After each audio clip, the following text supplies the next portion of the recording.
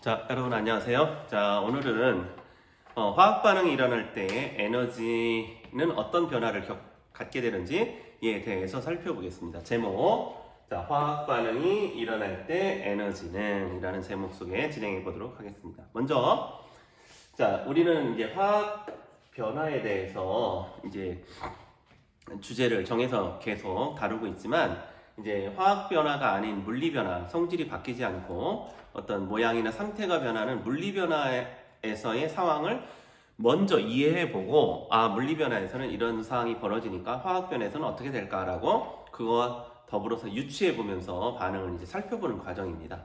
그래서 이번에도 역시 마찬가지로 첫 번째로는 물리 변화에서의 에너지 변화를 먼저 살펴보도록 하겠습니다. 물리 변화 뭐 당연히 쉽게 생각할 수 있는 것은 이제 예를 들어서 얼음이 있다 생각해 봅시다. 그리고 얼음이 이제 물로 상태 변화가 일어났어요. 이것은 고체고 이것은 액체입니다. 자, 그러면 고체하고 액체의 차이는 뭘까 한번 생각해 보세요. 자, 이런 형태의 얼음이 있고 여기에는 비커 속에 이렇게 물이 들어 있다면, 자, 얼음과 물의 차이는 뭐냐면 결국은 이 안에 선생님이 지금 동그라미로 그려놓은 것이 물 분자예요. 같은 물 분자를 그려놨는데, 그럼 차이가 있다면 무슨 차이가 있느냐? 얼음 속에 있는 물 분자들은 어떻게 존재한다 그랬느냐? 얼음에 있는 물 분자들은 분자들이 이렇게 굉장히 어떤 상태로 되어 있어요? 규칙적인 배열을 하고 있다면 물 속에 있는 물 분자들은 어떨까요? 조금 더 이렇게 선생님이 화살표를 그려놓은 것은 어떤 상태야? 물 속에서는 분자들이 어떻게 왔다 갔다 할 수 있다는 거죠. 그러면은 결국은 어떤 차이가 있느냐? 분자 운동의 차이가 있는 거예요. 분자 운동. 그럼 분자 운동이 얘는 어떻게 말할 수 있어? 분자 운동이 느리다. 잘 안 보이나? 분자 운동이 느리다. 분자 운동이 느리다. 이건 분자 운동이 어떻다? 빠르다. 이건 상대적인 개념이에요. 물론 물이 뭐가 되면 수증기가, 자, 선생님 얼굴 안 나오죠? 나오나요? 자, 수증기가 되면은 뭐라고 하면 될까? 물보다 수증기 상태의 물 분자들은, 자, 이것들이 이렇게 거쳐서, 자, 이런 예를 들어서 비닐봉투 안에 물 분자들이 들어가 있다면 이 물 분자들의 빠르기는 액체 그릇 안에서 움직이는 빠르기보다 어떨까요? 더 빨라지기 때문에 더 빠르다 라고 할 수 있죠. 이렇게만 할 수 있겠죠, 그렇죠? 그러면은 지금은 얼음하고 물 상태의 비교만 해보면 얼음이 물이 되려면 어떻게 돼야 돼요? 이 분자 운동의 빠르기가 이렇게 더 빨라져야만 상태가 변하겠죠. 그럼 스스로 더 빨라져서 물이 될 수 있을까요? 안 되죠? 어떻게 해야 돼요? 외부로부터 얼음에게 에너지를 공급을 해줘야 돼. 얘네들이 에너지를 받아야 돼. 에너지를 받아서 물이 되는 겁니다. 그러면 얼음과 물 중에서 에너지가 더 높은 상태에 있는 건 누굽니까? 물의 에너지가 더 높은 상태죠. 그리고 얼음은 에너지를 얻어서 물의 에너지하고 같아진 겁니다. 이렇게. 그러니까 이런 경우에는 무슨 반응이 일어날 거예요? 얼음이 물로 되는 과정 속에서 에너지의 변화는 뭐라고 해야 돼요? 흡수가 돼요. 자, 이렇게 표현할 수 있습니다. 다시 한번 정리해 보면은 화학 변화를 다루기에 앞서서 먼저 물리 변화에서의 에너지 변화를 살펴보는 거예요. 물리 변화. 그래서 얼음이 물로 될 때의 에너지 변화는 어떻게 되느냐? 얼음도 물 분자, 물도 물 분자인데 어떤 차이가 있느냐? 얼음 안에 있는 물 분자들은 규칙적인 배열로 되어 있고 움직임이 느려요. 물 속에 있는 물 분자들은 상대적으로 움직임이 빨라. 그래서 얼음은 온도가 낮고 물은 온도가 높죠. 그러면 누가 에너지가 높은 거예요? 온도가 낮은 건 에너지가 낮은 것이고 온도가 높으면 열 에너지가 높은 거지. 그런데 낮은 에너지의 얼음이 높은 에너지의 물로 되려면 스스로는 안 되니까 어떻게 해야 돼? 얼음이 외부로부터 열을 흡수해서 물이 될 수 있죠. 자, 이렇게 물리 변화에서의 에너지를 좀 쉽게 이해를 해봤어요. 그러면 만약에 거꾸로 물이 얼음으로 되는 과정은 어떻게 될까 생각해 볼까요? 물이 얼음으로 된다. 물이 얼음으로 되는 과정은 거꾸로 물의 에너지가 높고 얼음의 에너지는 낮으니까 물이 얼음으로 될 때는 물이 가지고 있던 에너지를 밖으로 어떻게 해야 돼요? 내보내야 되겠죠. 그렇죠? 물이 가지고 있던 에너지를 밖으로 내보내게 됩니다. 그럼 주변은 어떻게 될까요?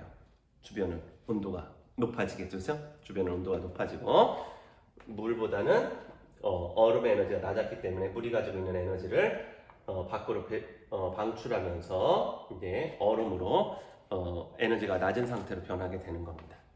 자, 간단하게 물리 변화에서의 상태를 한번 예를 들어봤어요. 이것은 화학 변화가 아니기 때문에 여러분들이 쉽게 이해하면서 그래, 얼음, 물, 수증기는 점점 가열을 해줘서 열을 받을 때만 얼음이 물로 되고 물이 수증기가 되니까 얼음은 물이 되기 위해서 열을 흡수하는구나. 물은 수증기가 되기 위해서 열을 흡수하는구나. 거꾸로 수증기가 물이 되려면 기체 상태가 액체로 돼야 되니까 기체가 가지고 있던 열을 방출하고 에너지가 낮아져야만 물이 되는구나. 물이 얼음이 되려면 물이 가지고 있는 에너지를 또 주변에 방출하고 얼음이 되는구나. 이렇게 수증기, 물, 얼음의 단계로 가는 것은 에너지가 점점 낮아지니까 가지고 있던 에너지를 밖으로 방출하는 것이고, 얼음, 물, 수증기의 단계로 가는 것은 점점 에너지를 흡수해서 높은 단계의 에너지로 가는 것이다. 이렇게 어렵지 않게 이해할 수 있을 것 같아요. 그렇죠? 물론 그것은 분자 운동하고 관련이 있다 하는 것까지 여러분들이 생각해 보면 될 것 같습니다. 자, 그러면 이번에는 실제 본 주제인 그런 화학 변화가 일어났을 때의 에너지는 어떤 변화를 갖게 되는지 한번 살펴보도록 하겠어요. 잠시 지우면서 보겠습니다.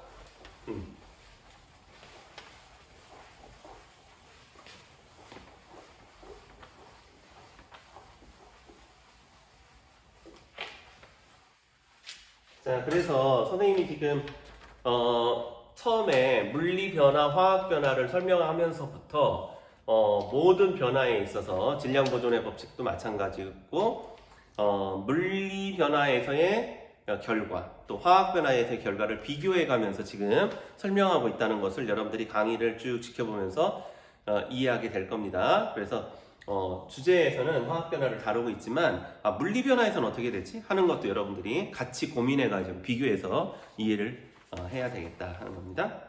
자, 그러면 화학 변화, 즉 화학 반응이 일어날 때를 첫 번째 하기 전에 그러면은 물리 변화에서도 마찬가지고 화학 변화에서도 마찬가지인데, 그러면은 이렇게 생각해 봅시다.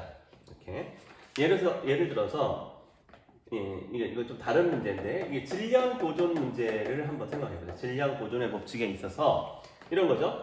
물리 변화가 일어났을 때, 예를 들어서 좀 전에 얼음하고 물이 있다.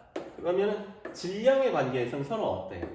같죠? 상태가 바뀌어서 물리 변화가 되더라도 얼음의 양과 물의 양은 같은 거. 선생님이 예전에 실험을 통해서 보여줬었죠? 얼음이 녹아서 물이 돼도 질량은 보존된다 하는 거였죠. 그 다음에 화학 변화에서 한번 생각을 해볼까요? 화학 변화에서 자, 물이 수소와 산소 기체로 이렇게 성질이 완전히 달라지는 화학 변화가 일어났을 때도 역시 질량은 어땠어요? 질량의 관점에서 보면은 물의 질량과 새로 생긴 수소와 산소의 양을 합한 질량은 서로 어떻다? 같다 하는 것이 질량 보존 법칙이었죠.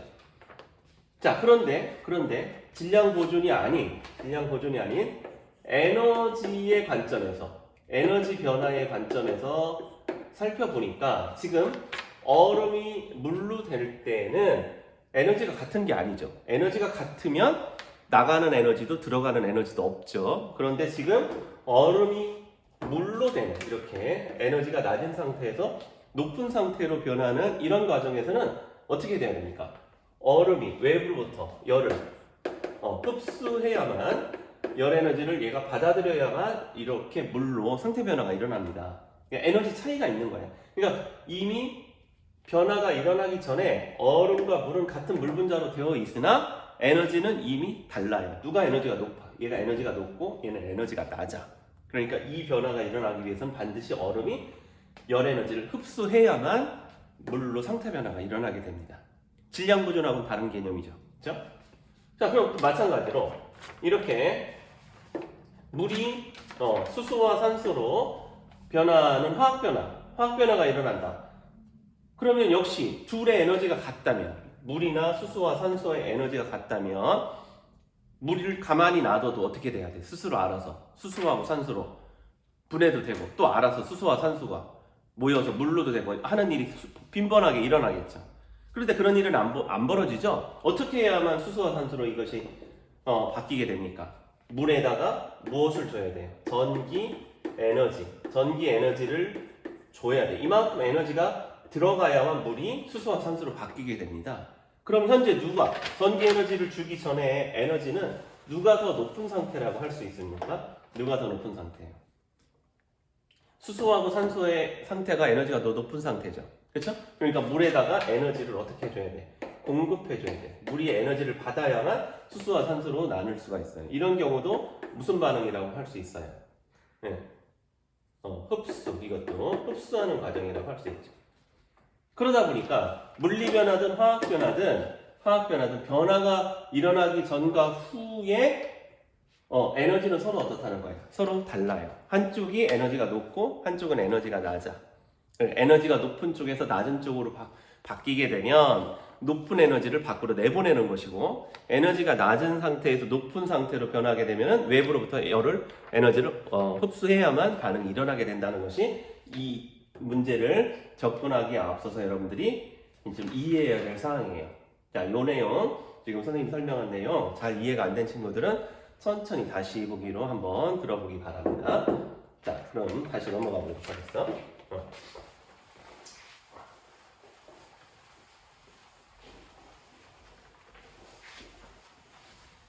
자, 그렇다면 이런 식으로 이해할 수 있어요. 이제 화학 변화면은 반드시 반응물이 있고 이렇게 생성물이 있다 이 말이에요. 그럼 반응물과 생성물 중에서 둘 중에 하나는 에너지가 높은 상태야. 그래서 만약에 반응물의 에너지가 높아서 생성물이 되면서 반응물이 가지고 있는 에너지를 밖으로 내보내면 그것은 무슨 반응이라고 하느냐? 이것은 발열이라고 합니다. 얘가 반응물의 에너지가 높아서 밖으로 내보내는 건 발열. 만약에 반응물은 낮고 생성물이 높아서 반응물이 외부로부터 열을 흡수해야만 되는 과정은 흡열이라고 이제 할 수가 있어요. 그러면 오늘은 발열 반응을 통해서 외부로 에너지가 나오는 그런 과정을 예로서 살펴보고, 또 에너지를 외부로부터 얻어야만 생성물로 진행되는 이런 반응도 예를 들어서 살펴보도록 하겠어요. 자, 그러면 먼저